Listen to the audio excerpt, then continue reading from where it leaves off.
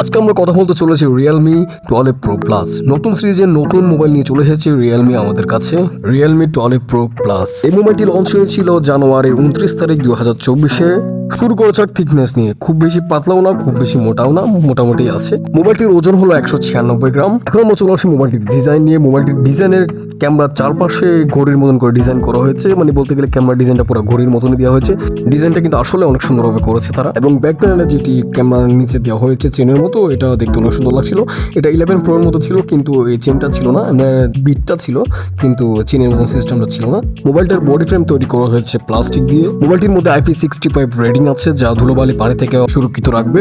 ডিসপ্লের মধ্যে আমরা পেয়ে যাচ্ছি 6.7 ইঞ্চের অ্যামোলেড ডিসপ্লে পেয়ে যাচ্ছি।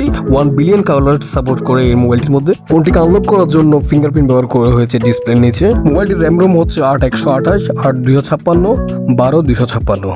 মোবাইলটি তারা এত সুন্দর করে ডিজাইন করেছে, মোবাইলটিকে দেখে লাগছিল না যে 14K বাজেটের মতনই মোবাইল। মোবাইলটিকে দেখে লাগছিল 1870K এর মতনই মোবাইল। গত 11 Pro Plusটি সেল হয়েছিল এরকম সুন্দর ডিজাইনের কারণে। এখন তো আরো সুন্দর করে ডিজাইনটা করা হয়েছে।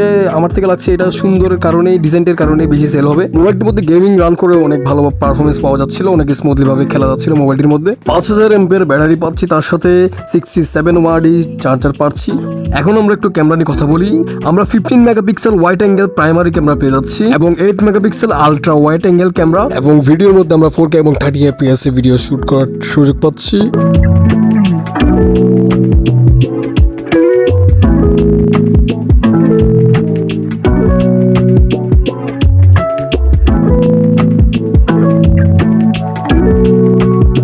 আমার ভিডিও লেন্থ তেমন একটা বড় হয়নি, আমাদেরকে কম ভিডিও লেন্থের মধ্যে ভালো ইনফরমেশন দেওয়ার চেষ্টা করেছি। আশা করি ভিডিওটা ভালো লাগবে। ধন্যবাদ।